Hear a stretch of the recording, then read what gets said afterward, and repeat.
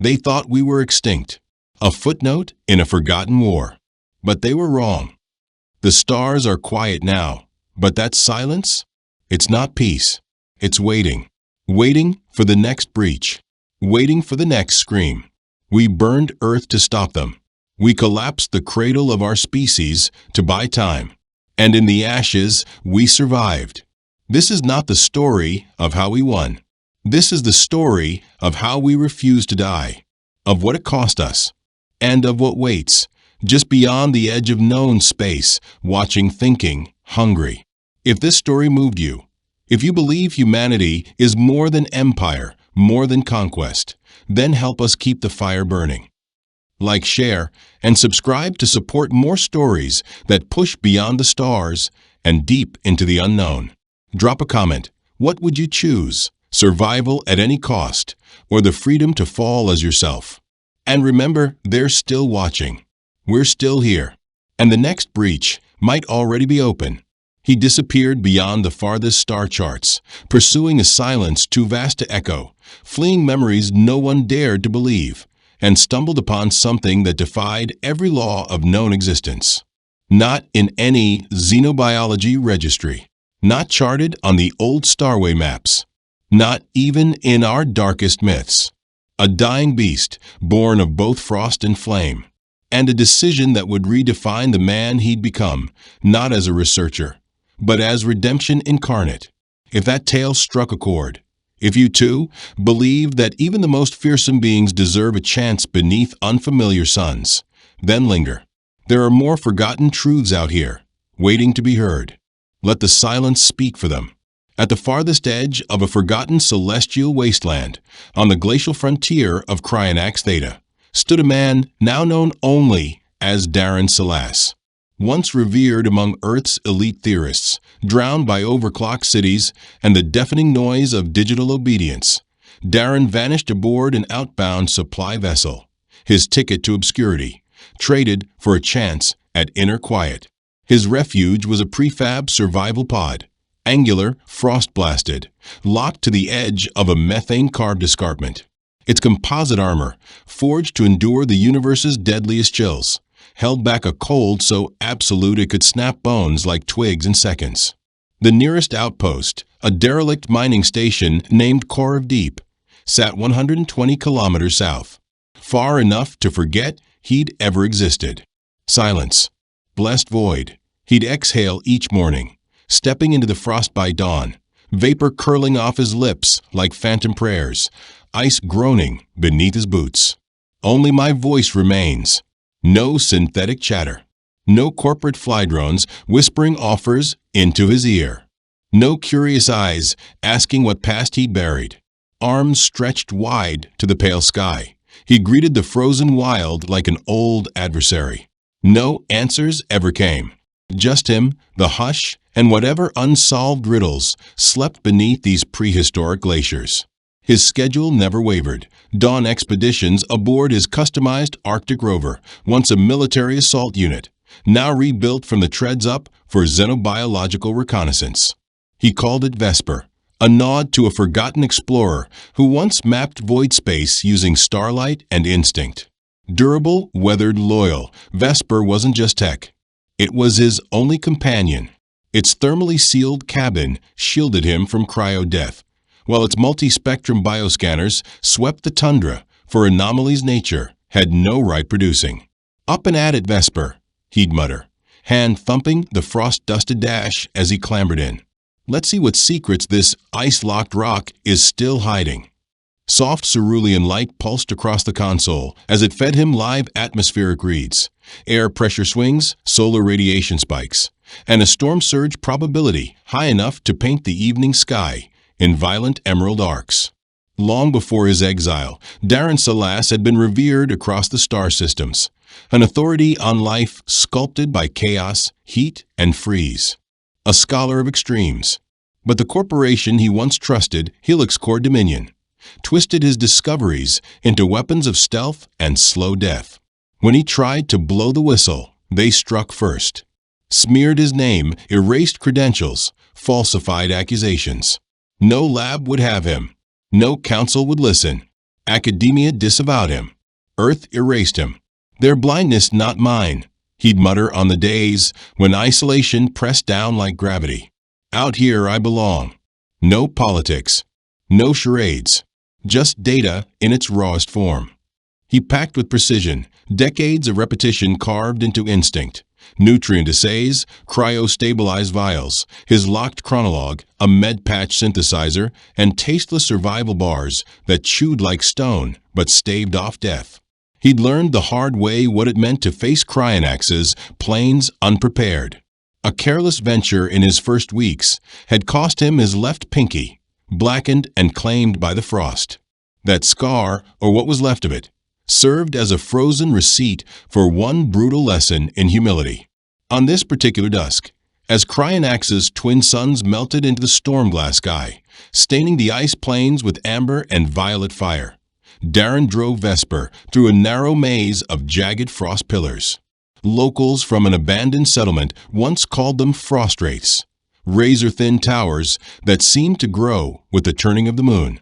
Darren's long-term telemetry hinted they might not be imagining it.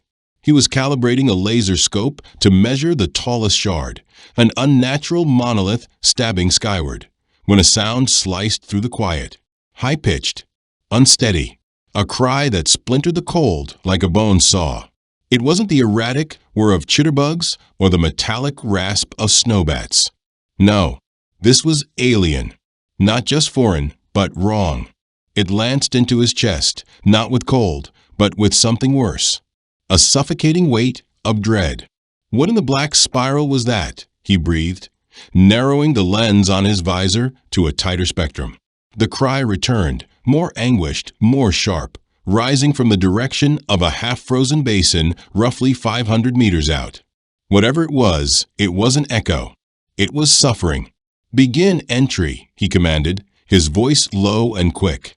Log Cycle 376, Cryonax Theta. Unidentified life form vocalization detected. Origin point. He flicked his eyes to the navigation grid. 42.6 north, 116.3 east. Proceeding to investigate. Vesper's fusion core growled into overdrive as he shifted into pursuit mode. Its armored tracks churned into the frost pack, tearing toward the basin as the haunting cries grew louder, closer, nearly rhythmic now. Not static, not random, alive. And something ancient stirred inside him. A bone-deep instinct that bypassed reason, older than memory, stirred by that unmistakable pitch. Not just a cry, but a call. As the rover cleared a ridge of drifted snow, his chest tightened. What he saw made his hand slam the brake. Vesper swerved, pitching sideways into a powder bank. "Stars preserve us," he gasped, fumbling for his high-fidelity recorder. Vesper, visuals engaged? Log every frame. Now, at the jagged rim where shattered ice met ink-black depths, something thrashed, massive, graceful, and utterly impossible. A juvenile glacis WRM, long dismissed as moon myth even among the oldest settlers. No fabled beast conjured by isolation, but a breathing remnant of Cryonax's buried epic. The creature stretched nearly the length of a scout skimmer, its armor of iridescent scales rippling like liquid shadow, shades of midnight threaded with veins of emberlight. Along its spine, spectral ridges shimmered, translucent fans that fractured the setting sun into cascades of ghost fire. Its wings, folded close against a trembling body, were edged with crystalline silk, fine as ice lace and glowing with solar flare hues. They weren't just beautiful. They were functional bioadaptations honed over millennia to endure the frozen cataclysm of this world. Species tag. Glaciarian minores, Darren whispered, stunned. Estimated age 3 to 4 planetary cycles. Even as awe pressed against his chest, the scientist in him clicked into motion, instinct cataloging details. But deeper still, beneath logic and protocol, something ancient stirred. Reverence, wonder, fear. For decades, Glacis WRMS had been chalked up as ghost stories, passed around mining fires and between frost-sickened survivors, half drunk on brine liquor. The Cryonax Survey Guild had dismissed them entirely, likely just cryohawks misclassified by delirious crews. Scavengers. Nothing more. But this was no mistake. What loomed before him was real, tangible, and dying. The juvenile WIRM writhed near the edge of a cracked sinkhole in the ice, its luminous eyes wide with terror, intelligence flickering behind every pained glance. Again and again, it tried to pull free, talons scrabbling on slick ice, slabs breaking beneath its weight, only to crash back into the abyssal water. Its limbs faltered now. Wings hung stiff, energy waning. Darren's display confirmed what instinct already knew. The water hovered just above cryo thresholds. Mineral saturation and salinity had delayed the freeze, but even apex creatures had limits. And WRMS, despite their dominance, were not made for submersion. First would come the drop in core heat, then motor decay, then... No, he growled under his breath, not letting it end here. He dove toward his equipment case, hands moving on autopilot. Thermal lance? No. Too volatile. It could fracture the entire ridge. Drive Vesper onto the ice? Madness. One wrong tremor, and both would vanish beneath the lake. His fingers flew over his forearm terminal, triggering rapid-fire simulations. Ice load spread, stress mapping. The response was instant. Red overlays flashed across his visor. Structural fault lines too thin to support weight. One wrong footstep, and the lake would devour him too. He reached for his cryo-rescue line, nano-braided filament, triple core, certified for Arctic evacuations. Then his plasma arc compact, but potent enough to breach starship hulls or melt through solid permafrost. Urgency surged through his limbs as he toggled the thermal shroud on his exosuit.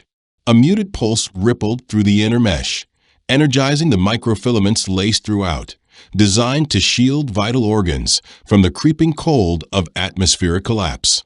Vesper, hold ground. Keep sensors active.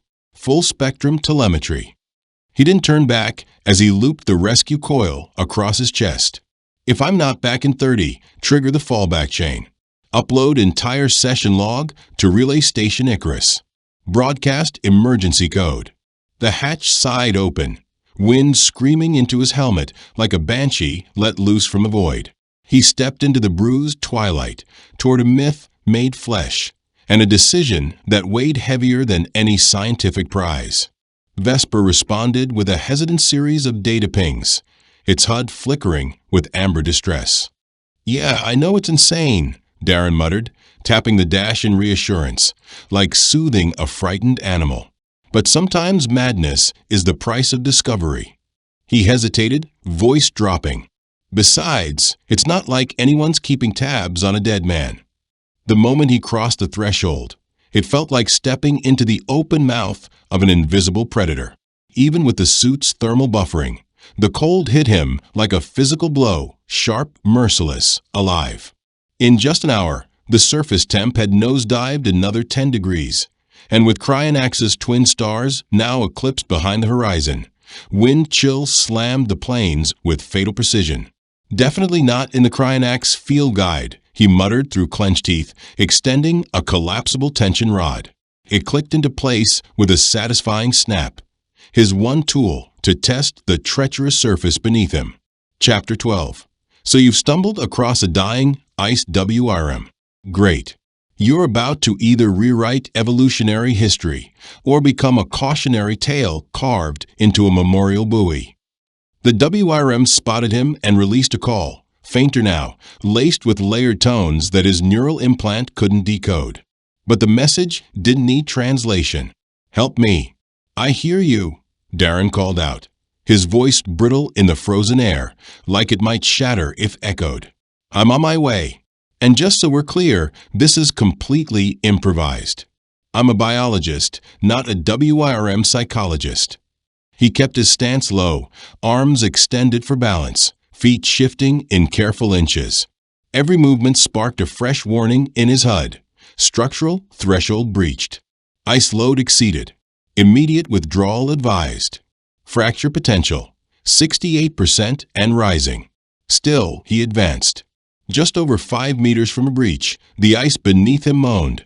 A deep, sharp resonance, like steel dragged across a pane of crystal. Spidering cracks bloomed outward from his boots, thin as hair, but growing. Lightning frozen in mid-flash. "This is the edge," he whispered, uncoiling the cryo-line from his shoulder. Woven from thermoflex polymers used in orbital drop elevators, the cord remained pliable even at 0 Kelvin. Strong enough to lift a shuttle, or pull a WRM from death. I didn't rip across 26 light-years of void space just to sink beneath a freezing pit on a moon not even cartographers bother naming. That's not how I envisioned the final chapter of my memoir. He spun the rescue line over his head and released. The first attempt, weak, barely skimmed the crevice's edge.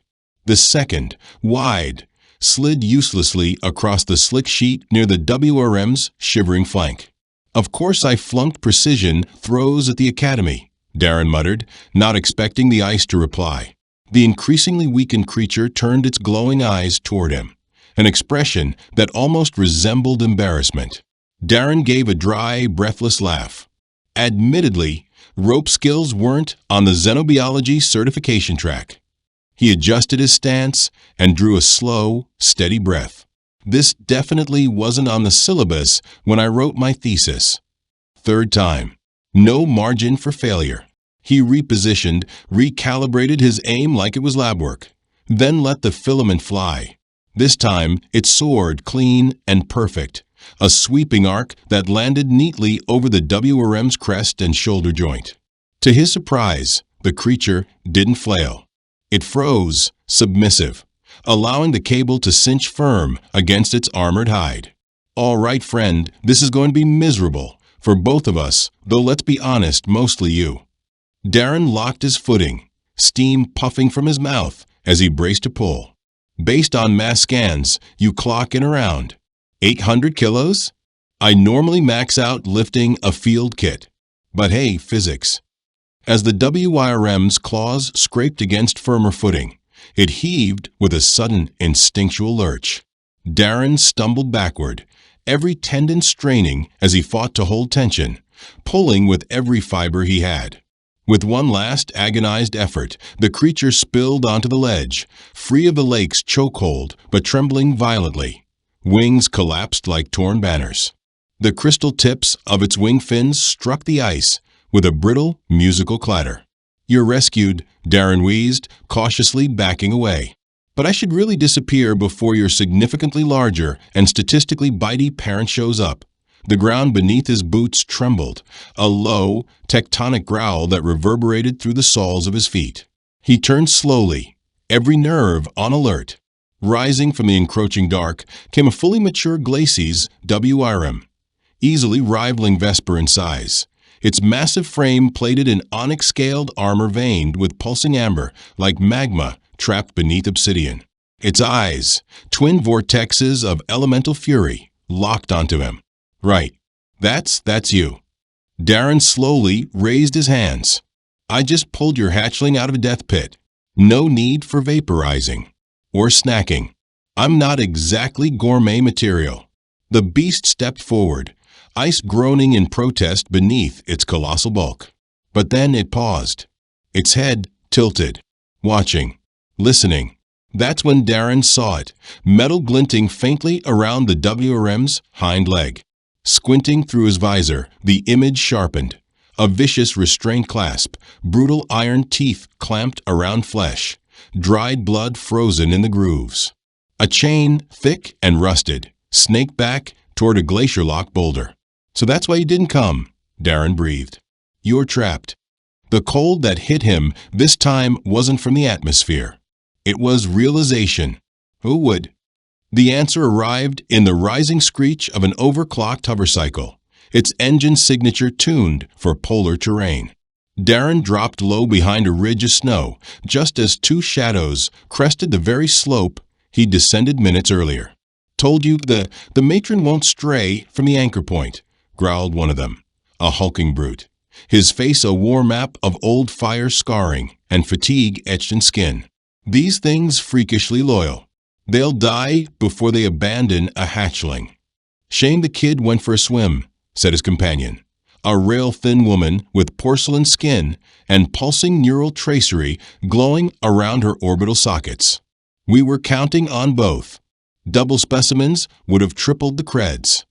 Doesn't matter, the man rumbled, stroking his ion scatter rifle like a trusted hound. The adult's enough. Just the hide weight alone gets us 50 grand a kilo at Solarigate. If the toxin glands stay intact, the syndicate'll hand us deeds to entire districts. Darren's hands curled into fists inside his thermal lining, his lungs holding back a storm. Rage boiled beneath the surface, ancient volcanic. Poachers. He'd heard the rumors, the legal harvesters sweeping the outer systems, dealing in forbidden biotrade. But he'd never witnessed it firsthand. These weren't scavengers. These were executioners in profit's name, ripping apart miracles for credits. Question is, the woman muttered, her augmented gaze sweeping the ice. How'd the hatchling get out? Darren flattened against the drift, pulse hammering in his skull. Down below, the young WIRM was staggering forward, trailing dark stains in its wake, each step shaky, but stronger than the last. Probably just flailed out of the pit, the man snorted. Doesn't matter. Clock's ticking. Transport lifts off at dawn. We carve tonight. They advanced, casual as predators who'd already won, weapons hanging like promises. Darren's mind raced, tactics, angles, anything. Every route felt fatal. He had no weapon, no backup. They wielded armaments meant to drop monsters. But standing idle wasn't an option. Not after what he'd witnessed. Not just for the sake of science or legacy, but because of the fire behind those WRM eyes. That flicker of resistance, of understanding, of something familiar, achingly human. Something he thought he'd buried with his credentials, an abandoned identity light years behind. The hatchling was halfway to its parent now, dragging it first, then walking. Its tissues, amplified by bioadaptive recovery systems, were rebuilding, stabilizing, fighting back. Now would be a stellar time for a drink on Riel Beach, Darren muttered, watching the poachers through narrowed optics. But no, I had to exile myself to a frozen moon full of death and glorious monsters. Bravo, Celeste. A+ life choices. Then he saw it, a flash of steel swaying from the man's waist. A ring of old-fashioned keys, catching the twilight in a gleam. Real keys. Analog. Mechanical. Clever. Out here, where flare storms and magnetic pulses fried even hardened circuits, old tech still ruled the shadows.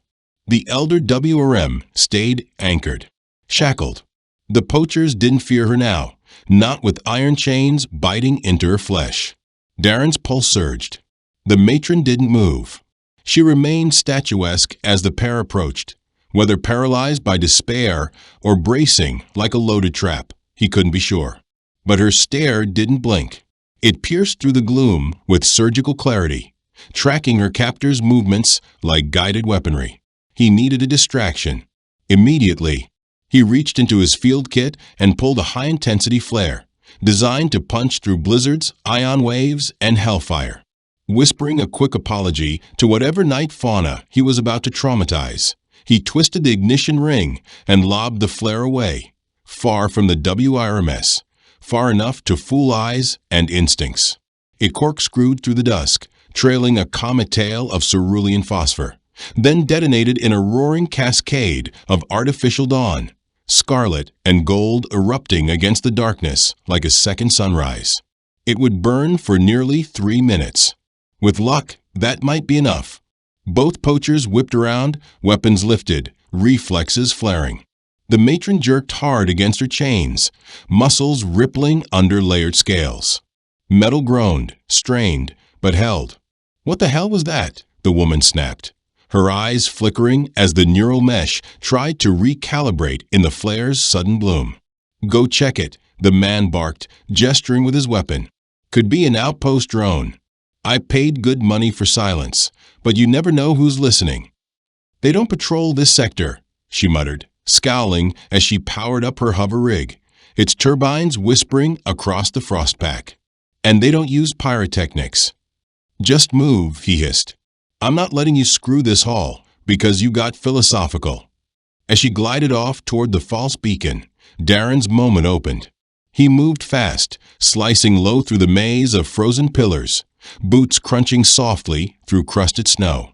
He closed the gap, keeping behind the brute who was now disengaging the tether from the glacier anchor, likely prepping the matron for harvest.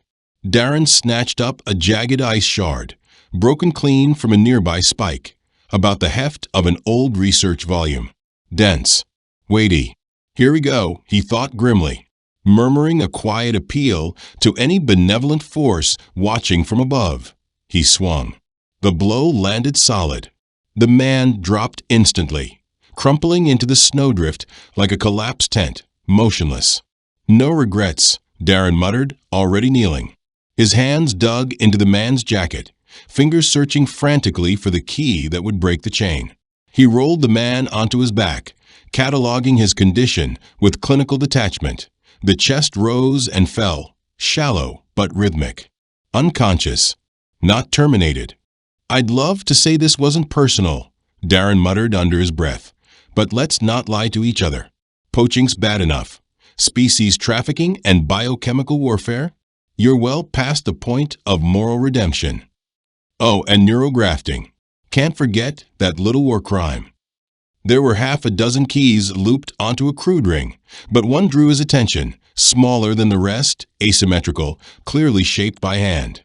Darren yanked it free from the poacher's coat and took off toward the chained WRM. The massive creature didn't move as he neared.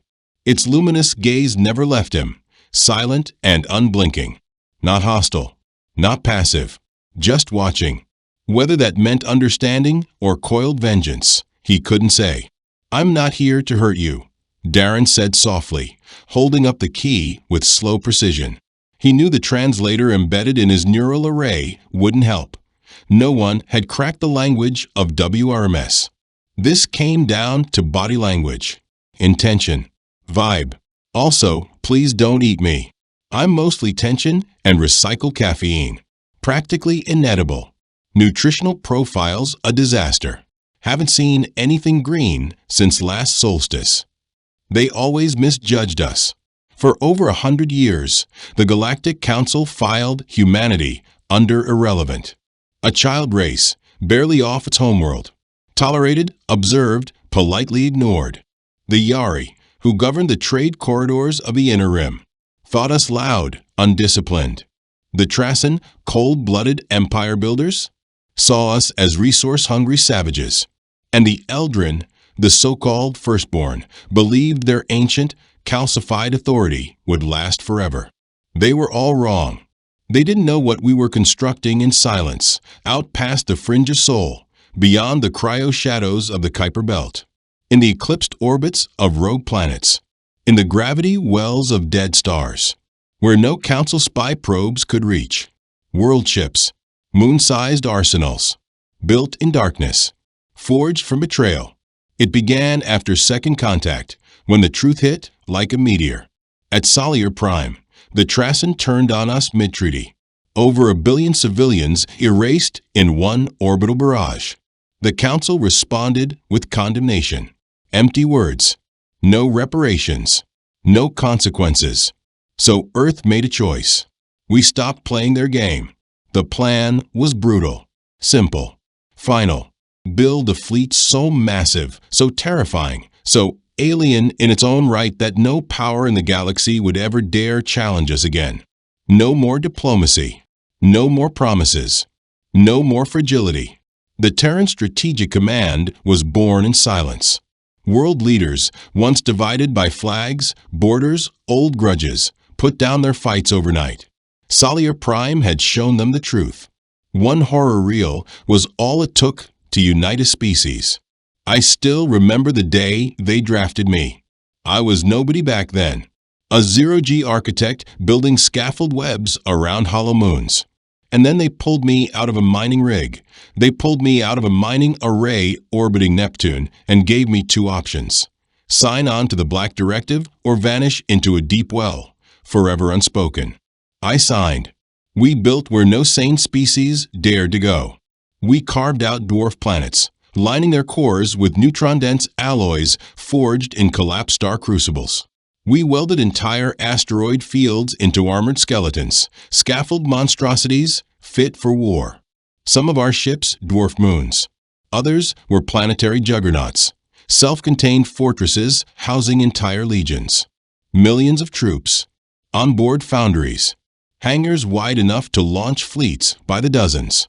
The first one? They named her Leviathan 1. I was there when she roared to life for the first time. Her primary drive lit up the dark side of a rogue world like a newborn sun cracking the horizon. And all of it, every bolt, every blast shield, every engine, hidden right beneath the Council's nose. The thing about galactic diplomacy? It moves at a glacial crawl. Ancient empires. Ancient egos. They argued over trade routes and star borders, while we stitched wounds in silence. While they voted on resolutions, we forged weapons. Years turned to decades. The Terran Armada expanded. What began as a desperate retaliation evolved into something far more dangerous, unfiltered, undisputed power. The kind that bends star maps. The tipping point came quietly.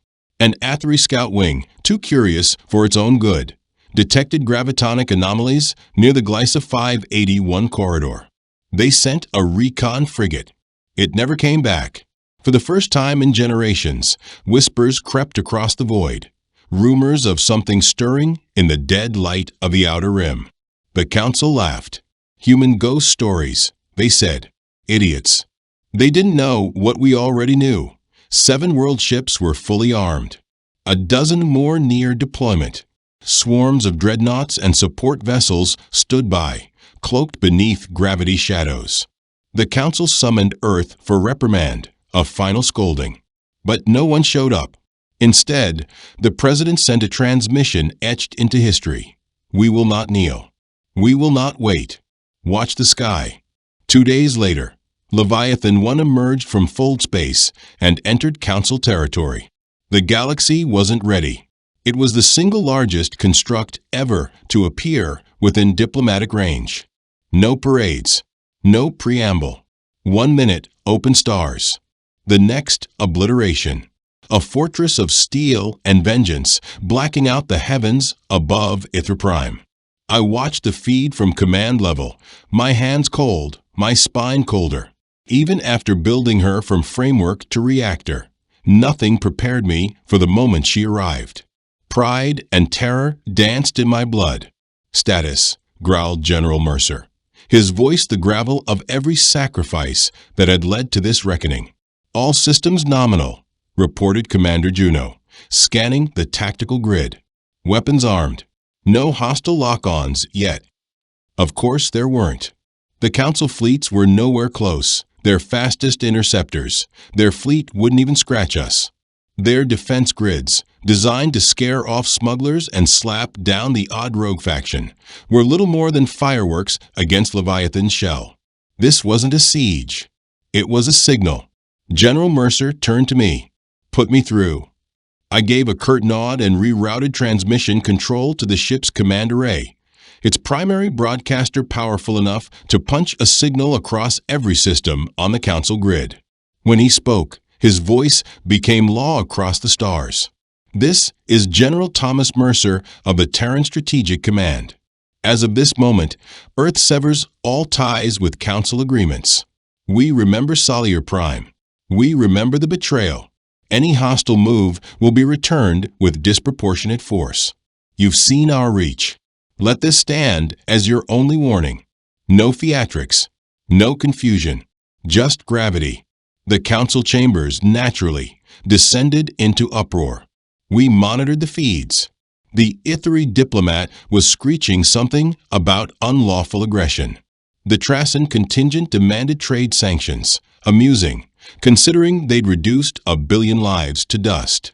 The Eldrin? The so-called firstborn? silent.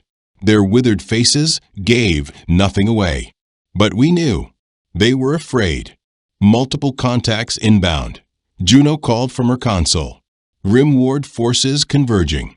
Estimated intercept, 3 hours. Let them, Mercer replied, ice in his tone. Deploy the shroud. From Leviathan's underbelly, smaller warships surged outward, sleek dreadnoughts and angular cruisers. They poured from her like metallic locusts, filling the black between worlds. To see a fleet emerge from another ship, an entire armada birthed from a single hull, was awe incarnate. Thousands of launch bays flared open against the dim glow of Erythra's sun. I leaned forward, pulse hammering. This wasn't meant to start a war, not yet. But if they drew first blood, "Sir," I said softly, "they won't stand down. Not now. You know that." Mercer's face barely moved. Of course. That's the whole point. Because this moment wasn't about retribution. It was about rewriting the hierarchy of the cosmos.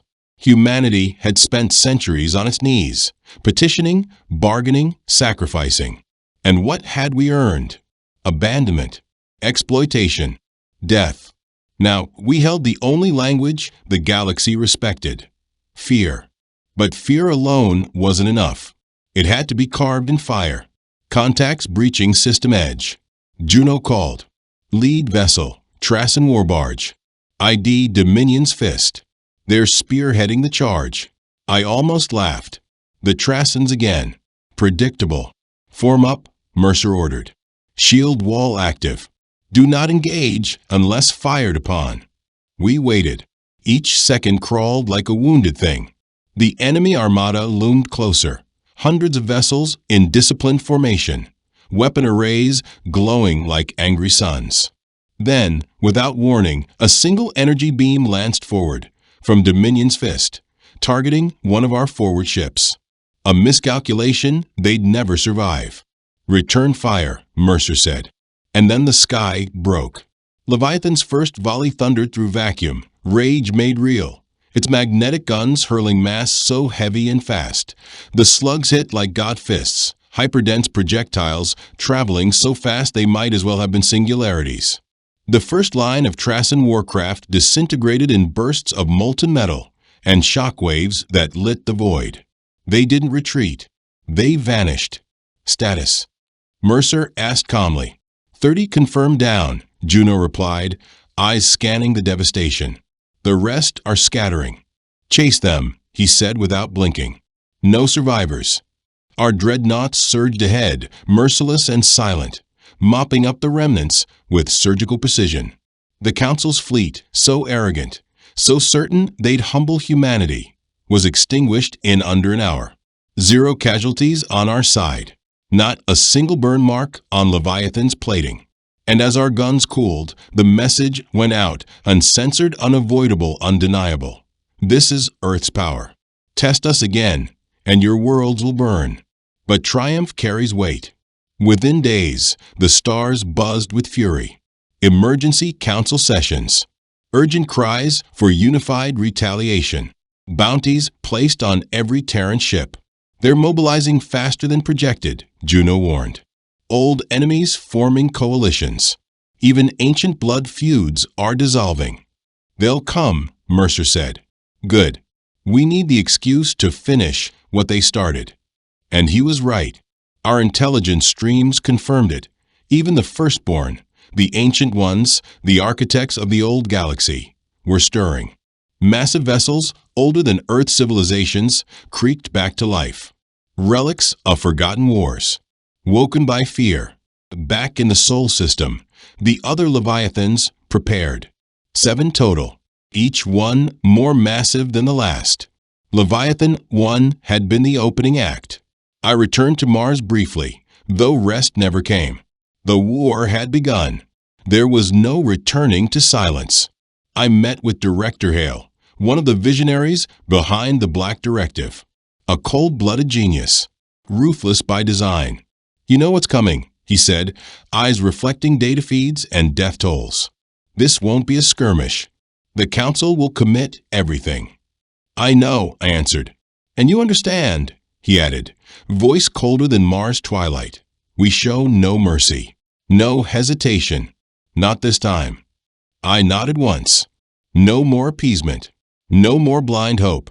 The galaxy had shown us what it was. Now we'd reveal what we had become. The second wave didn't wait long. A united armada, firstborn Ithri, Trasin, descended on the Vega corridor, a critical artery in our supply chain. Over 10,000 ships. Their plan was clear. Isolate Earth, starve our colonies, force our surrender. They didn't know Leviathan II had already deployed.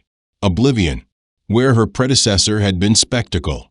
Oblivion was extermination incarnate.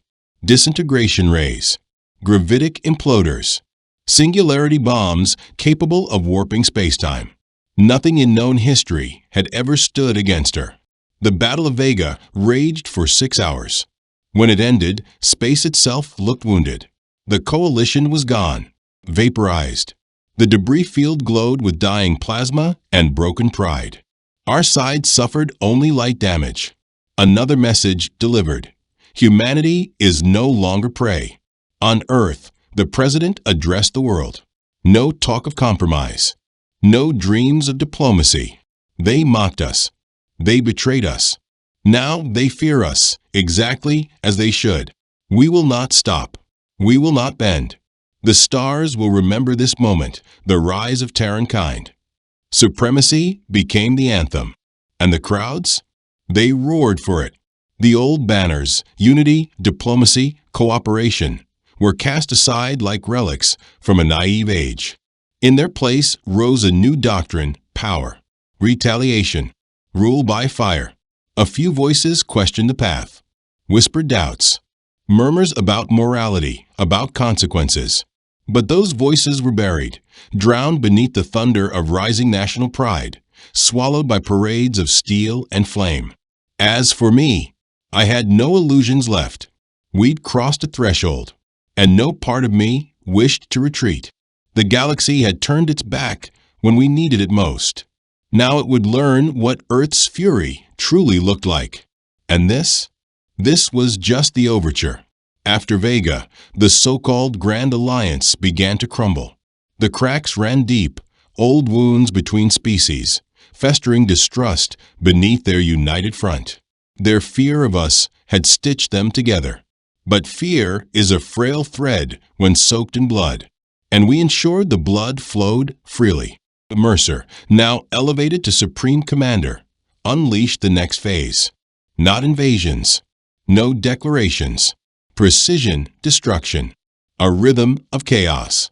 No front lines, just sudden vanishing points. He ordered surgical raids across the outer rim. No battles, no warnings, no survivors. We struck where it hurt most: fuel lines, supply depots, orbital factories. Lights went out. Systems went dark. Civilizations gasped and collapsed in silence. I served aboard Dominion, third of the Leviathan line. She wasn't complete, not entirely, but she was deadly enough. Her purpose: extermination by precision. Our first target? The Ithri. Their crown world, Vios Prime, was erased in orbit-wide bursts. We monitored every scream, every emergency ping, every dying signal. I won't lie, they seared into me. Still do. But I never looked away. This wasn't revenge anymore. This was war. And in war, only one side gets to walk away. The Ithri had made their choice when they let Salier burn. This was the answer they earned. The Council's reaction? Rhetoric. Sanctions. Weak threats, choked in hypocrisy. But behind their toothless speeches, we saw what mattered: collapse. Our infiltration teams, ghosts in their ranks, reported rising dissent. The Trasin accused the firstborn of cowardice. The Ithri demanded reinforcements that never came. The Athri threatened to pull back entirely. And then, the first fracture shattered the illusion. The Rith Collective, a smaller race with surprising firepower, made it official. They defected. Openly. Proudly. They pledged allegiance to Earth in exchange for survival. And with one act, they broke the spell. The message spread like fire across the stars. If the weak begin to turn, the mighty will fall next. That's when the firstborn finally moved. The ancients had watched in silence, unbothered, aloof. They hadn't seen war in 10,000 years. They didn't think they'd need to. But we left them no choice. One message came in, crackling through our encrypted net. The Judicator Armada is in motion. Not ships, world engines, vessels the size of tectonic plates, powered by something not even our brightest minds could replicate. Ancient wrath awakened. We anticipated this, Mercer said flatly when the first transmissions hit our fleet net. They'll come to prove they still rule the stars. Can we stop them? I asked, my voice barely audible above the hum of Dominion's core. Even with all we'd built, those ships, they weren't just old. They were the kind of old that made legends bleed. Mercer smiled then, thin, blade-like. We won't stop them, he said. We'll shatter them. The stage was set in the Epsilon Aero Denny corridor. We deployed Leviathans 1, 2, and Dominion, escorted by a full Terran phalanx, over 10,000 warships in formation. It was the greatest force Earth had ever hurled into the stars. I was aboard Dominion, deep in her neural command sanctum. The air was tense, thick with static and anticipation. We all knew what this meant, what failure would cost. And then they arrived. The Judicator Armada poured into the system like a living storm. Colossal constructs draped in darkness, armored with gravitational plating, so ancient even our most advanced arrays struggled to read them. They didn't look like ships. They looked like punishment. They resembled deities, someone muttered behind me. No, I said quietly. Just tyrants no one's dared punch. Mercer's voice sliced across the battle net. Lock on to core beacons. Prioritize central Judicator nodes. No mercy. Show them what humanity is now. And with that, our cannons opened like thunder. The void turned molten as the first barrage leapt from our lines. The Judicators answered with silence, and then obliteration. Their particle lances carved the blackness apart, bending physics, erasing Terran wings like ashen wind. But our Leviathans didn't break. Leviathan 1's rail batteries hammered their spearheads. Oblivion's singularity payloads detonated mid-cluster, imploding their support ships from the inside out. Dominion's gravitic arrays fired in unison, lances of spatial distortion ripping Judicator Titans in half. We felled one, then two, then three. Still they surged forward, their hulls groaning with the arrogance of empires untouched for eons. I moved between calibration nodes, adjusting Dominion's gravitic ripple alignment. One misfire here, and we'd collapse our own vessels by mistake. Then came the rupture. Leviathan 2 landed a direct hit, one fully charged singularity core, right into the enemy flagship's shield matrix. It cracked space itself. For a fraction of a heartbeat, a newborn black hole blinked into being, sucking half the Judicator fleet into nothingness. That hesitation, that one moment of stunned silence, was all we needed. Our dreadnought wings swarmed. Final bursts of kinetic fire collapsed the last Titan structure. Its core ruptured. Gone. The remnants retreated. Broken. Beaten. Erased. Epsilon Aero Denny belonged to Earth. The galaxy lost its mind. The invincible firstborn crushed. The council fractured, howling with panic. Worlds that had laughed at Earth just 10 years ago now groveled with peace banners. Some offered loyalty. Others begged for annexation. But not all chose surrender. The Athri High Conclave made a final decree, a last crusade to purge humanity before we became unstoppable. Fools. We cracked their message feeds wide open. 50,000 vessels from a dozen species were mobilizing near the Pentus Expanse. Their target? Sol itself. They want to set Earth on fire, Mercer growled, eyes like burned glass. Then we let them come. Hail replied coldly. And we showed them what true extinction looks like. The trap was seated. We leaked just enough data. An illusion that Sol's outer net was underdefended. They swallowed a whole and came with everything. 50,000 ships, all species, all desperate. But they didn't know what awaited them. Not just the Leviathans. We'd unleash something new. Project Gorgon. I'd only caught hushed rumors until now. Weapons that laughed at the laws of physics. Field destabilizers. Gravitic resonance generators. Time fracture modules. EMP arrays large enough to shut down moons. This was the proving ground. As the enemy force pushed past the heliopause, Gorgon stations flared to life. Reality buckled. Entire formations flickered, lost to power outages, swallowed by feedback loops. Time twisted. Some captains reported seeing themselves twice. Systems glitched. Crew logs rewrote themselves mid-entry. Then the Leviathans moved. No formation. No theatrics. Just absolute, clinical destruction. This wasn't war. It was slaughter. 2 hours. 50,000 ships gone. Reduced to fracture hulls and silent wreckage. Not one breached Earth's orbital shield. And the footage? We made sure the whole galaxy saw it. Mercer's voice carried across every surviving frequency. This is what waits for resistance. Obey or vanish. The result was chaos. The Galactic Council fractured into dust. Systems collapsed. Entire sectors fled to uncharted space. Others dropped to one knee, vowing loyalty to Earth. And back on Sol, the final transformation unfolded. The Terran Union was born.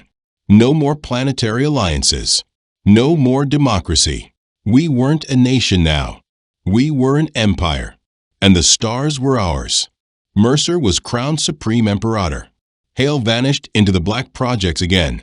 Whispers spoke of weapons even worse than Gorgon, being forged in total silence. As for me, I stood aboard Dominion, staring out at the galaxy we'd once begged for scraps. They had mocked us, feared us, betrayed us. Now they bowed. But I knew this wasn't the end. Not even close. Far beyond the known sectors, past even the Council's ancient charts, others watched. Older things, stranger than the firstborn. And if they came, we would be waiting. We were no longer scavengers of the galactic scraps. We were the apex. The stench of ionized steel still hung in Dominion's lower decks as final launch checks hummed. Diagnostics, weapon sinks, reactor tuning. Not because we had to, but because standing still was unbearable. Epsilon Aerodani had left its mark. We all knew what was coming. The firstborn were on the move. You could taste it in the air, in the clipped voices of veteran crew, in the forced laughter of rookies whose hands wouldn't stop shaking. I wasn't a soldier. Still just an engineer. But on a Leviathan, there was no such thing as safe. The old rule held true. If you breathe, you serve. I ran my fingers across the gravitic array console one more time, reflex now. Everything was green. Our new arsenal was online, gravitational pulse batteries. Singularity-class torpedoes. Unproven, untested, lethal to us, too, if misaligned. But if they worked, we would shred the Judicator fleet apart atom by atom. Status, came a voice. I turned. And there stood General Mercer himself, his eyes ice cold, his uniform simple. No ribbons, no ceremony, just purpose. He didn't need medals, didn't need ceremony. Mercer stood like gravity obeyed him. His voice cut through the deck like a vibroblade, arrays green. Weapons hot, shields. Cycling at full, came the crisp reply. Good. He stared at the central holomap, enemy signatures flickering at the edge of known space. The firstborn think age makes them immortal, he muttered. We'll show them what a funeral looks like. He didn't have to explain. We all felt it. This wasn't just a battle. This was centuries of humiliation boiling over. They'd left us to rot after Salier Prime. Laughed when we rose. Mocked our tech, our grit, our hunger. Now they were afraid, and fear makes monsters reckless. The alarms flared as the first wave approached. But there were no fold signatures, no warp trails. Just distortions, ripples in space, as if reality itself was flinching. Then they arrived. The Judicator Armada materialized, no fanfare, no engine trails. They simply were. Massive, ancient. Ships the size of cities. Covered in hex-plated armor that pulsed with an energy our best sensors couldn't define. Even the old veterans fell silent. One whispered, "Impossible," scans confirmed it. These ships weren't just old. They were older than Earth's history. Pre-human, pre-council, pre-everything. And they were advancing. Fast. Leviathan 1, Oblivion, Dominion, all mobilized. Around them, the largest fleet humanity had ever launched surged into position. Thousands of warships, cruisers, stealth frigates, plasma carriers. This wasn't just a defense. This was the line. They'll reach weapons range in 42 minutes. Juno called from tactical. Mercer didn't blink. Let them come. The first strike was a nightmare. No warning. No trajectory. Just a flash. Half our sensors overloaded instantly. And when the feed cleared, entire dreadnought wings had vanished. No wreckage. No distress calls. Just nothing. They're using spatial fracture tech. Someone gasped. My hands went cold. Dear God, but the Leviathans answered. Leviathan 1 led the charge. Her rail cannons thundered. Monolithic slugs launched at near-light speed. The first found its mark, punched through a Judicator Titan and tore it inside out. Protective fields collapsed. Hull crumpled inward like foil. Dead silence on their side. No panic. No retreat. But it was a crack. Our adaptive systems kicked in. Shields shifted wavelengths. Gravitic deflectors recalibrated in real time. Their next wave of weapons hit, but didn't hit hard enough. Then we deployed the Singularity torpedoes. I held my breath, fingers on the gravitic stabilizer array. Triggering them too soon? They'd fold us in half. Too late? They'd miss the window. We timed it perfectly. The torpedoes tore through subspace, collapsing distance into singular points. When they struck, they ripped through Judicator lines. One ship folded into itself, imploded with a sound like the universe gasping. Another was ripped into spiraling debris by gravitational shear. A cheer erupted across the bridge. Our first real upper hand. But it didn't last. From the enemy formation, something moved. A single ship, larger than the rest, and older. The Eternal Spear. A name from half-remembered legends. It drifted forward, slow, deliberate. Its shields pulsed with ancient force, rippling with spectral energy. Then fired. A single beam. No noise. Just light. It sliced through 3 of our cruisers like they were paper, left only drifting slag glowing with residual plasma. Mercer didn't flinch. Target that ship. All 3 Leviathans turned. For 20 minutes, the void itself screamed. Gravitic detonations. Spatial ruptures. Energy beams that tore the fabric of space like parchment. The duel between Leviathans and the Eternal Spear was less a battle and more a clash of realities. An apocalyptic ballet choreographed by hatred, vengeance, and centuries of buried fury. And then the break. Dominion's final lance, charged beyond safe parameters, punched through the Eternal Spear's core. The ancient Titan stuttered, systems flaring like dying stars, and then shattered in a pulse wave explosion so violent it painted the entire system in artificial daylight. The firstborn broke, not in tactics, but in soul. Where once they had stood unshakable, now they fled, scattered into deep space like ash caught in solar wind. And we held the field. 6 hours after the opening salvo, the Judicator Armada was no more. What survived of their once mythic fleet vanished into the dark, leaving Epsilon Eridani under Terran control. The impossible had happened. The firstborn were not invincible, and the galaxy knew it. The aftermath hit harder than any weapon. Comms lit up with chaos. Entire systems spiraled into hysteria. Former Council allies declared neutrality, or worse, pledged loyalty to Earth outright. On Mars, the Terran Command Council gathered in emergency session. I sat in the chamber, barely believing I was part of something this vast, this final. Mercer took the center floor, no ceremonial robes, no artificial gravity platform.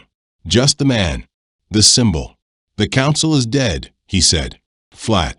Final. Their fleets are ash. Their alliances meaningless. Their fear real. He paused. Let it sink in. Now we finish this. A senior admiral leaned forward. You mean full conquest? Mercer's eyes didn't blink. No. Total dominion. No borders. No debates. The galaxy must understand we are the new apex. And any who defy us will be turned to dust. No objections. Not a whisper. We had seen what fear could buy. No one in that room was interested in returning to weakness. The months that followed were a storm of metal and fire. Fleet after fleet swept across the inner rim. The Etheri fell in weeks, their crystal towers ground into orbiting debris. The Trossan homeworld was encircled, its skies filled with Terran warships in perfect formation. Where we marched, opposition either knelt or ceased to exist. The smaller species, those who had once mocked Earth, now offered treaties, bribes, slaves, anything to avoid annihilation. And the old Galactic Council? Obliterated, replaced by something new, the Terran Union. There were no illusions of shared power. Earth was the seat. Earth was the sword. Earth was law. Between campaigns, I returned to Dominion, oversaw refits, system upgrades, integrated next-gen weapons. The ship felt different now, harder, meaner. The crew carried themselves like wolves who'd just tasted god flesh. We were no longer defenders. We were inheritors. But beneath the triumph, tension buzzed, low and constant, like a pressure leak in the soul. Rumors spread like plasma sparks in dry corridors. That Hale's black projects had gone darker. That they were testing weapons not meant to win wars, but to rewrite the laws of reality. Talk of chronal manipulation, dimensional folding, neural overriding. I didn't know what to believe, but I did know this. The galaxy was no longer what it had been, and neither were we. Then, one cycle, Mercer summoned me. His quarters were dim, lit only by a solar-lensed map of colonized space. You've seen what we've built, he said quietly. But there's more, and it won't be easy. He handed me a black seal dossier. Project, Wraith subject line. Advanced Leviathan class entity // nonlinear deployment capabilities. I looked up, and Mercer only smiled. Not a smile of joy, a predator's smile. Time to build a ship that doesn't just win wars, he said. One that ends timelines. Wavered. Because we haven't met our real enemy yet. His voice echoed in that frost-wrapped chamber, too calm for the madness around us. Banks of machines hummed with dark energy, their readings flickering in metrics. Not even our most advanced AIs could fully interpret. What enemy?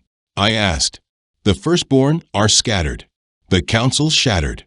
We hold the galactic core. He stepped past a glowing cylinder, its core pulsing in sync with no recognizable rhythm. The ones beyond the veil. The ones who never came to the table. Not during the wars, not during council rule. Do you think the galaxy ends at map stars? He gestured to a holomap, vast, starfields coiling like veins across darkness. Then beyond them, nothing. Just a blank void marked with one word, uncatalogued. We've seen echoes, he continued. Energy fluctuations that shouldn't exist. Distant beacons repeating signals older than Earth's oceans. Worlds that vanished. Systems where time runs differently. He turned to me again, eyes colder than the Martian crust. We are not alone in this galaxy. We've never been alone. And when they come, the ones who've watched in silence, conquest won't save us. I stared at him, the weight of it all settling like ice in my lungs. You think they'll come because of us? I know they will. The Leviathans were warnings to our own kind. Wraith is our shield against something else. He didn't elaborate. He didn't have to. I saw enough. Arrays that could fracture a person's neural timeline. Simulations of reality overriding itself. Fields where cause and effect unraveled like frayed rope. And there, on the far wall, schematics for a new ship. Not massive like the Leviathans, but elegant. Meant to move through time, not space. Project Wraith. When I returned to Dominion, I couldn't unsee what I'd learned. The crew still celebrated every campaign. The galaxy still bent beneath our feet. But something had shifted. Beneath every victory, a shadow stretched longer. Rumors of ghost fleets. Entire Terran recon detachments lost without a trace. Worlds where time froze mid-battle. Civilians reporting dreams of voices that spoke in equations. And always the black ships. Never speaking. Never explaining. Just appearing. Then erasing what stood in their way. We said we ruled the stars. But something else was out there. Something older.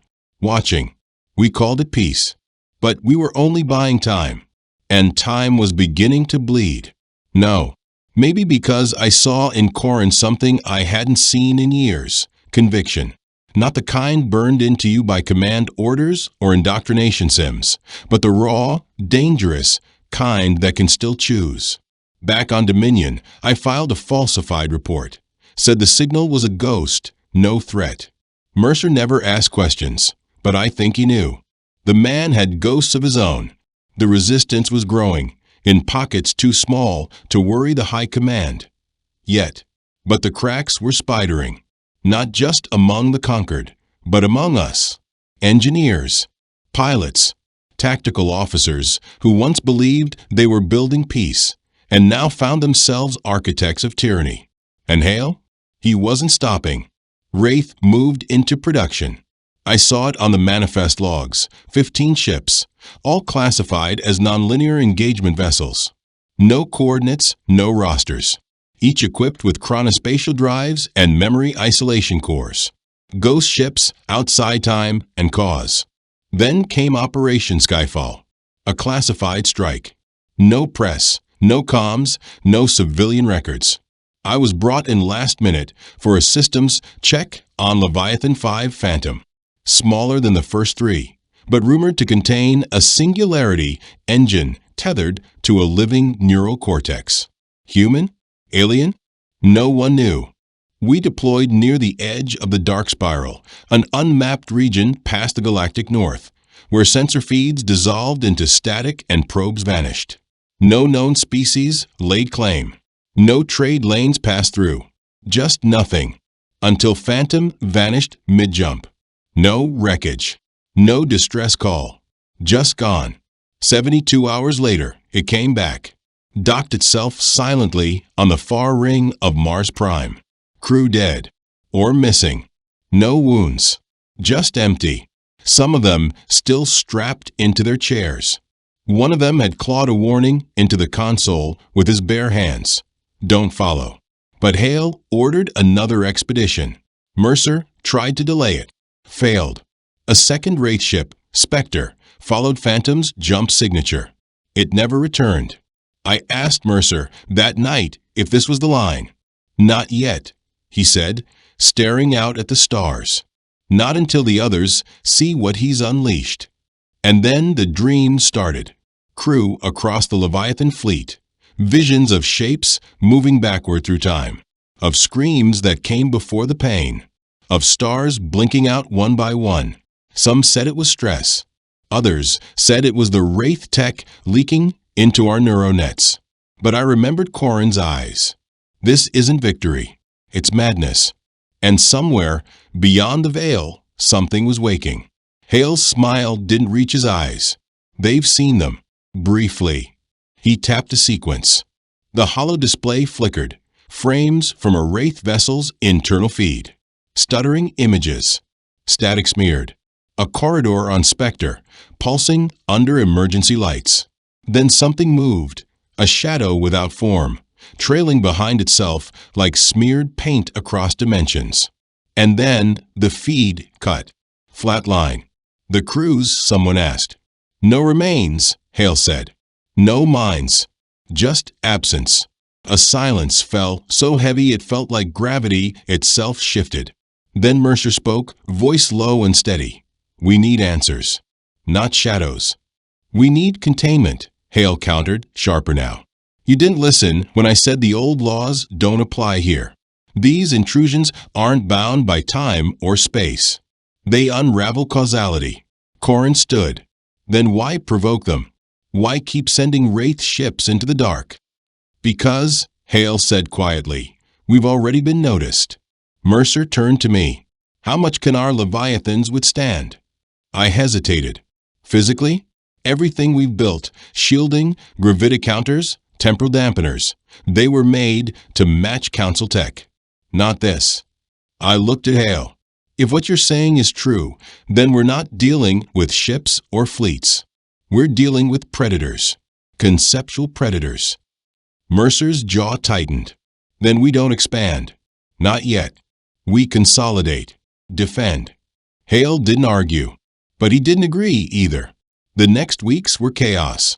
Entire sectors reported dream contagions. People experiencing shared visions of a silence that feeds, a term that appeared across independent systems simultaneously. Disturbing synchronicity. AI cores began to loop, uttering strings of dead languages. Terraforming arrays reverse function. One colony aged 700 years overnight, biologically dead, structures still fresh. And worse, people vanished. Entire memories of them, too. Family records, DNA, personal belongings. Like they had never existed. We weren't just being hunted. We were being edited. Back aboard Dominion, I stood in the gravitic chamber. The core pulse had started to vibrate at odd intervals, disrupting neural implants across the ship. We couldn't shut it down. The AI said it was reacting to an external vector of anti-temporal logic. I didn't even know what that meant. I saw Mercer again, alone in his war room, the old scars of command now deeper, quieter. He said nothing at first. "Then what would you do if you knew you'd built the engine of extinction?" I didn't answer. Not right away, because I think he already knew mine. I began digging, quietly, carefully, pulling old access codes, bypassing firewalls layered in quantum encryption, slipping into corridors of data sealed since the first Leviathan launched. And what I found wasn't a file. It was a lock. A buried subroutine deep in the Dominion's command cortex, wrapped in recursive code loops that would self-erase the moment they were observed. But I didn't need to crack it.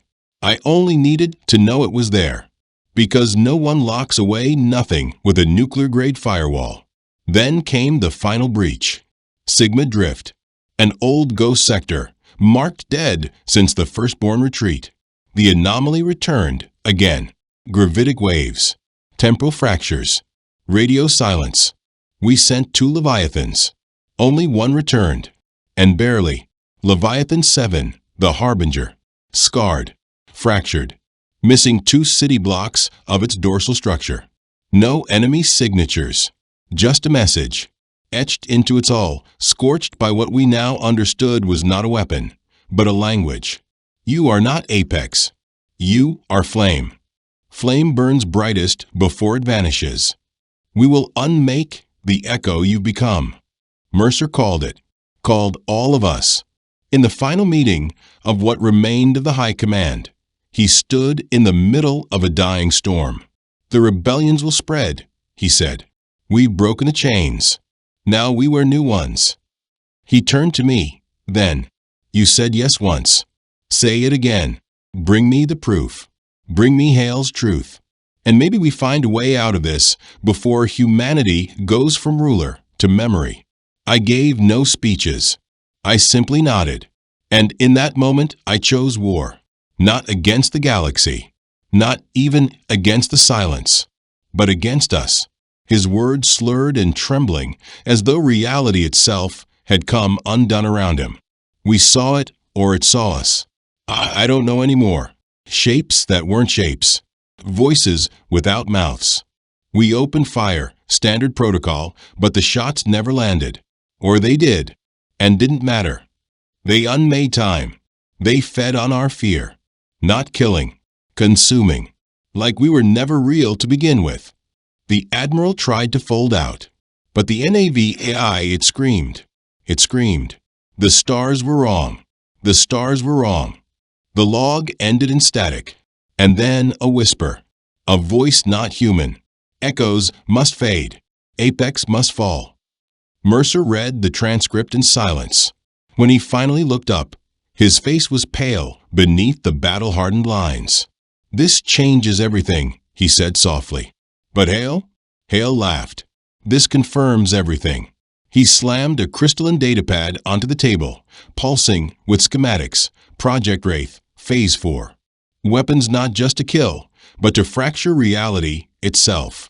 He'd already begun production. "We are not prey," he said. "We will teach the dark to fear the light again." Mercer rose, fists clenched. "You'll destroy us all." "No," Hale whispered. "I'll make us gods." That night, I walked the corridors of Dominion alone, watching, listening. The crew was uneasy, some still loyal to Mercer, others drawn to Hale's vision of preemptive dominance. And more than a few now murmured the Phoenix chant. Stars to share, not rule. I reached out to Corin. Risky, treasonous, but necessary. He answered from a hidden channel, face half-lit by old terminal light. "You've seen it too, haven't you?" he asked. "The silence. The others. The truth." I nodded. "They're coming." Corin leaned forward. "Then we must come first. Not with Leviathans. Not with Wraith Tech. But with humanity. We lost ourselves. Now we must find the spark again, or none of this will matter." He looked me in the eyes. "Help us, old friend." So here I stand, in a war-torn empire built on vengeance, watching it split down the middle, between an old general fighting to hold together the dream that burned too bright, a fanatic visionary ready to drag us into the void to beat the gods themselves, and a broken rebel holding onto a forgotten hope that maybe, just maybe, we're still worth saving. The stars are no longer silent, and I must choose. Life or a coup. Project Nyx went live that same hour. All across Terran space, Wraith ships moved like knives through the dark, seizing key installations, silencing dissent, reclaiming rogue governors. It wasn't just a power grab. Hale was consolidating control before he made contact. Before he opened the door, Mercer reacted instantly. He declared a rogue signal from Earth, cut off Mars from command channels, and ordered Dominion, Leviathan 1, and the Loyalist fleet to mobilize. A shadow civil war exploded in the void, Terran against Terran. No treaties. No prisoners. I was with Mercer in the command nexus when the encrypted burst from Corin came through. "I know what Hale's building," the rebel said, "and I have proof. Meet me at Eidos Verge. We end this together." It was unthinkable, Mercer, the architect of the Empire, aligning with the Phoenix. But the old general didn't blink. "We either stop Hale," he said, "or we all burn together." We jumped to Eidos Verge on a ghost signal, running silent through the fringes of space. Dominion, Leviathan 1, a half-dozen dreadnoughts still loyal. What we found waiting. Shattered wreckage. A trap. Corin's forces had been ambushed by Wraith ships, newer, faster, wrong. They didn't fire beams or torpedoes. They ripped ships apart with gravitic fields, sliced into hulls with dimensional shears. But something had gone wrong. In the heart of the wreckage, a single rebel frigate survived, crippled, bleeding atmosphere. Mercer ordered a retrieval team. I went personally. Inside, I found Corin. Alive. Barely. Burned. Half his body reconstructed with battlefield medtech, but eyes still full of fire. He opened it, Corin gasped, clutching a charred datapad. "Nyx," he opened it. I took the pad. The data inside chilled me. Coordinates. pulse readings. A breach. Hale had made contact. Not communication. A summoning. Back aboard Dominion, Mercer read the logs in silence. Then, softly, "We have one chance. Hit the Nix core. Shut it down. Before he stabilizes the rift." I looked at him. "And if we're too late?" Mercer turned toward the viewport. Stars burned like watchful eyes. "Then we burn all, Earth included." The strike was codenamed Final Eclipse. 3 Leviathans, Dominion Leviathan 1, and Phoenix's rebuilt dreadnought, the Ardent Sun. A fractured armada of rebels, loyalists, defectors, united by desperation, not unity. Mercer led from the front. Corin, now commander of the Phoenix Coalition, stood beside him. I manned Dominion's gravitic core, the same one I'd helped build to end wars, not start this. "We go dark," Mercer ordered. "No comms. No signals. The others are listening." We emerged above Titan in silence and saw hell. Above the surface, the breach hung like a bleeding eye, space folding inward, turning wrong. Ships floated too close and vanished, swallowed by unseen jaws. Lightning, without storms, cracked across the void. Around it, Hale's fleet, a noose of black ships, distorted and cold. And in the center, Revenant Leviathan 5, its hull alive with Nix energy, flickering like it was becoming something else. We engaged. The battle had no formation, no rules. Reality buckled. Wraith dreadnoughts phase-jumped mid-fire, lancing through our escort ships.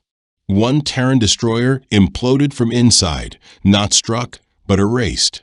But we struck back. Corin's Ardent Sun tore through Revenant's flank, rail guns hammering old steel with new fire. Dominion launched Singularity torpedoes, space howled, and 3 Wraith ships folded into each other, vanishing with no light, no noise, just absence. We pushed forward, closer to Titan, closer to the source. Then came Hale, his voice not on comms, but in our minds, a psychic echo woven through the breach. "You never understood," he said. "I am not calling them. I am becoming them." And Revenant changed. No longer a ship, a shape, a presence. A god being half-born, forged of steel and entropy. Mercer gave the order. "All ships, breach run." We hit the core. We end Nix. Now, we descended. Titan's surface lit with fire. Black towers ruptured from the ice, forming glyphs only the others could read. Time buckled. We moved forward, but our sensors showed us retreating. Ships stuttered in and out of formation. Then I saw it. Nix core, a monolith of impossible geometry, anchored in Titan's crust, feeding the breach. Dominion's final weapon, Project Perseus, a gravitic inversion warhead, was prepped in my hands. Only one way to deliver it: manual detonation. At the core, I looked to Mercer. He didn't order. He didn't need to. I launched in the strike pod. The descent tore at my mind. I saw lives that weren't mine, universes unmade. The others noticed. They whispered not words, but choices. Join. Obey. Be remembered. I landed. I crawled through Nix's tunnels, through tech that bled, through corridors older than Earth, through silence that watched. And at the core, I activated Perseus. Mercer's voice, one last time in my ear. "You did good. You all did good." And I detonated the light. What happened after is unclear. I remember fire. Then nothing. Then stars. I woke on Dominion, barely alive. The breach gone. Titan fractured, but whole. Revenant shattered in orbit. Hale missing. Project Nix sealed. And Earth still standing, but changed. The Terran Union collapsed in the aftermath. Mercer vanished. Corin led the Phoenix in forming the Free Accord, a new coalition of worlds sworn to rebuild without conquest, without fear. And me? I stayed aboard Dominion, because the stars are still watching. The others retreated, yes, but not defeated. They remember, and I remember their offer. B. Remembered. I never said yes, but I never said no. And then it spoke. Not with words, with pressure, with gravity, with memory. Every mind aboard Dominion felt it, an overwhelming, suffocating sense of being seen by something vast and hungry. Thoughts weren't private anymore. The breach devoured privacy, identity. Below, Corin's Phoenix Marines stormed the icy surface, blasting through Nyx Prime's outer defenses. But the ground warped. Gravity reversed in pulses. Some units floated into the sky, disassembled cell by cell. Still, they pushed forward. On Dominion, Revenant had breached our secondary hull. Deck 12 was gone. Entire sections, evaporated by whatever dark tech pulsed through Hale's flagship. Target her core. Mercer shouted, "Bring her down." I rerouted power to our primary lance array, burning out half the remaining conduits. I heard the scream of Dominion's frame as the shot powered. Fire. A gravitic beam lanced into Revenant's flank, and something screamed back. Not metal, not a ship, something inside it, bleeding, but not dying. Below, Phoenix Commandos reached the breach engine, a monolith of impossible geometry, part machine, part living algorithm. It pulsed in time with the breach above. Corin was among them. He activated the override protocol, a suicide run. The failsafe required neural interface, a human mind to sink, to burn. He did it without hesitation. "This is for Earth," Corin said, and activated the core. The result was silence. Dominion's sensors flatlined. Space warped inward, the breach folding into itself like glass pulled into a black flame. Revenant shrieked. Its hull split open, black light pouring out. Hale screamed with it. Then gone. Just like that. The void calmed. Titan cracked. But the breach sealed. For now. In the days that followed, we gathered the wreckage. Mercer lived, barely. So did I. Phoenix was shattered. But Corin's sacrifice saved everything. Even Hale, no body recovered. Rumors claim he ascended, merged with the others, or vanished into the breach. I don't know. What I know is this: the stars are quiet now. Too quiet. We watch them every day. Because the others weren't just trying to invade. They were probing. And one day they'll come back. And they'll remember who stopped them. Not gods. Not monsters. Just us. Human. Afraid. But unyielding. Final entry. The Leviathan War is over. The Terran Empire fractured. But the spark remains. The question is not whether we can survive what comes next. It's whether we should. Because in facing the darkness, we became it, rose across the inner systems, now hailed not as traitors, but as survivors, as prophets. The Leviathan Initiative was disbanded. No new ships were built. None dared. Mercer vanished from public sight after Titan. Some say he died aboard Dominion, succumbing to wounds he refused to admit. Others claim he went underground to rebuild, to wait. I stayed with Dominion, not because I believed anymore, but because I couldn't leave her. She was as scarred as I was, and like me, too stubborn to die. The Terran Union fractured. What was once a banner of conquest became a splintered legacy of grief. New governments formed in the ruins. The Terran Accord, the Soul Council, dozens more. All claimed legitimacy. None could hold it. But beyond the borders, deeper than any of us dared go, the others stirred. Titan hadn't stopped them, just delayed. Whispers filtered through black channels. Whole star systems silent. Suns dimming. Time stalling. We'd awakened something ancient. Something that had once ruled, and remembered how it had lost. And me? I keep watch. Aboard Dominion, alone most days, but not idle. The ship's AI is partially functional, damaged by the breach, but it sees things now. And sometimes, late in the cycle, I think I do too. Shadows across the stars. Not ships. Not life. Just presence. Watching. Waiting. The final entry I recorded before silence overtook even our deep systems was simple. We won the battle. But the war we started may outlast us all. And then just static. Require a sacrifice. Not just of ships or systems. Of soul. The entire Terran cradle, the birthplace of humanity, would be consumed in the implosion. Earth, Luna, Mars, the High Belt, all gone. A final firewall between the others and the rest of the galaxy. Silence followed Mercer's words. Not shock, we had none left to give, but grief. Corin was the first to speak. You're asking us to kill the last of what we were. Mercer didn't flinch. I'm asking you to save what's left. No one volunteered. But we all knew.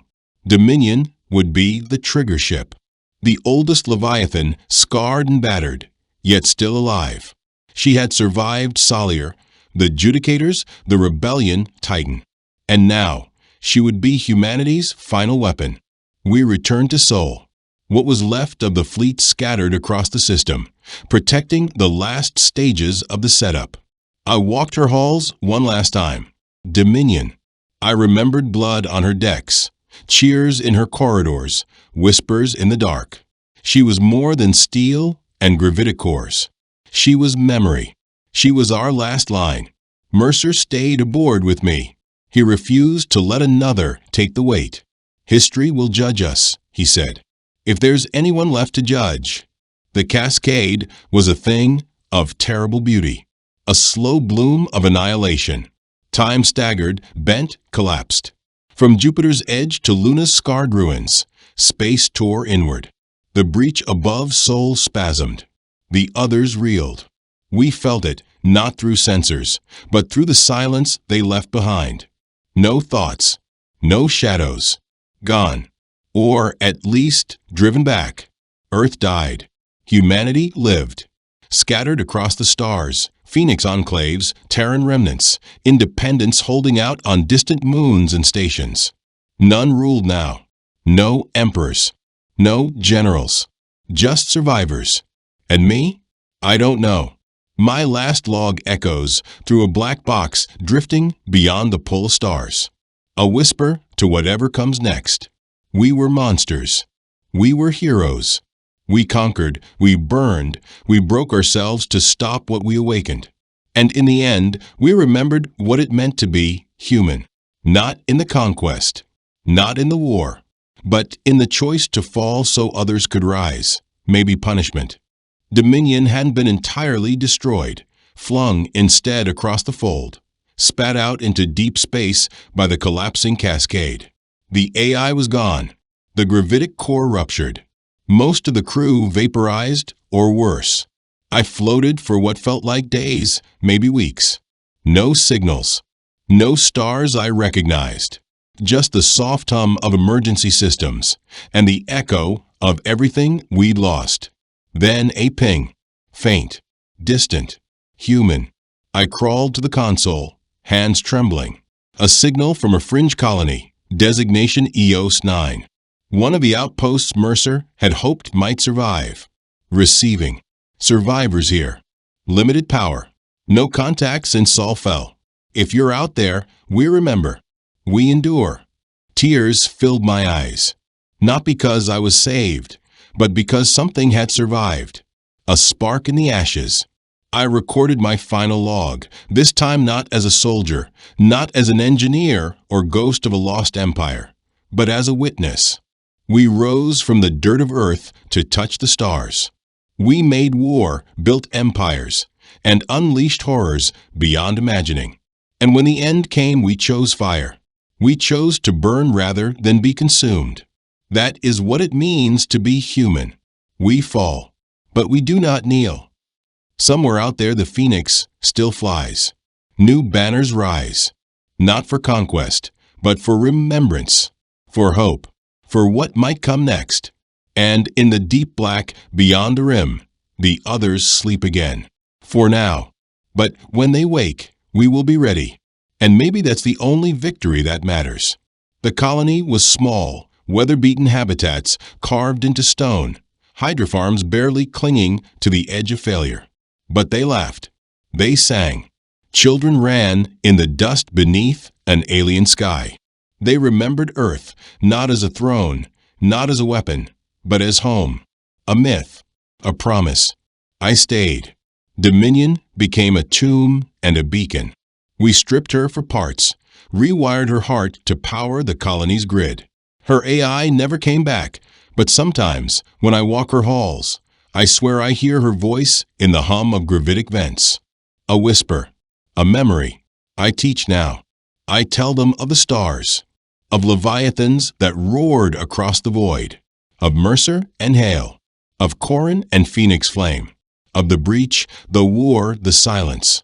And I tell them of choice, of how we stood on the edge of extinction and chose defiance, of how we burned everything to make sure something, anything, might survive.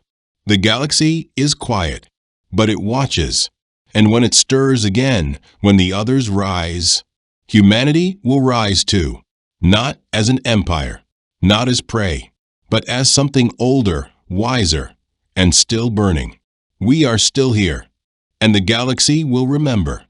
If this story moved you, if you believe humanity is more than empire, more than conquest, then help us keep the fire burning. Like, share, and subscribe to support more stories that push beyond the stars and deep into the unknown. Drop a comment. What would you choose? Survival at any cost, or the freedom to fall as yourself? And remember, they're still watching. We're still here. And the next breach might already be open.